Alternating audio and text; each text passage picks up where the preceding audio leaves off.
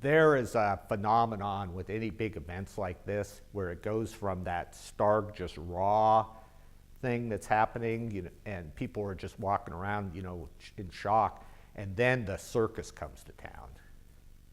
And it's like all the players.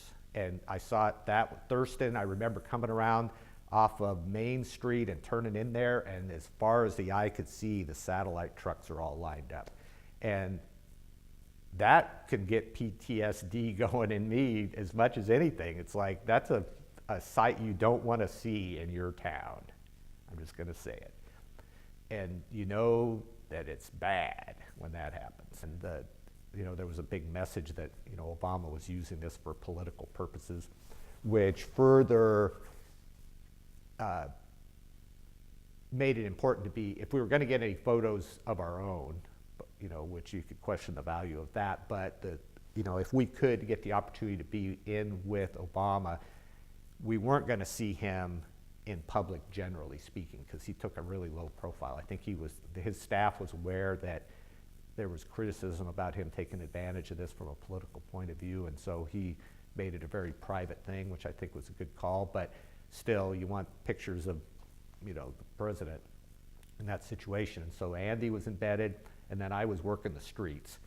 And that was, you had the whole stripes. It was the circus was in full play there, and there were people all over the spectrum on that. And, they were packing guns and, flags and racist banners, and then there was a whole entourage of people who were on the other side and, putting on big displays. And so, there was plenty of things to take a photograph of, I could say. But even as I was doing it, I knew that I was probably going to end up being a secondary photo to whatever Andy got out of the president. And so in some ways, that gave me a lot of freedom, to be honest with you.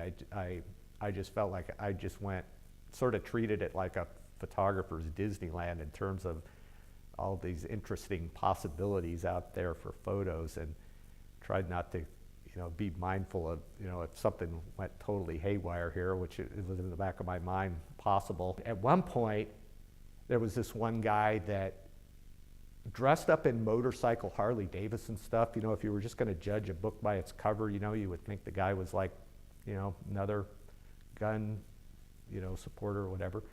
And so, we were having witty banter, and, he said, if you want my opinion, he said, showing up at an event like this, packing your gun, would be the same as if a friend of yours got killed by a drunk driver and you showed up at the funeral with a 6-pack of beer.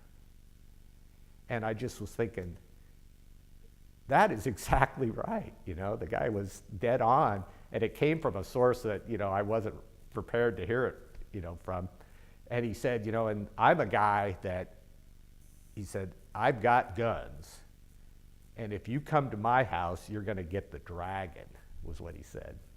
The guy was a soundbite, he was a quote machine. And so, I get that, perspective, and it's, it's a defensible one, I think. Regardless of what you think about gun control long term. But then there were some other people, that had some, racist posters and stuff, and you just go, where do these people come from? And it's like, I'm really torn on one hand, giving them a forum, and on the other hand, showing people unblinkingly that there's a big section of humanity that thinks like this. There's some things that you kind of roll your eyes a little bit about, like one of the girls that got shot did an exclusive with like ABC or something like that, and one of the things that they threw out, was that, oh yeah, we'll bring in a makeup stylist and a few other things, and there was a little bit of like a carrot there. I could totally get it. You're like a teenage girl and you've been shot. You're finally going to do a TV interview. You'd like to look nice, and so it's like, the register guard's not going to say, oh, here's our makeup artist, and bring you in before the photo shoot or anything.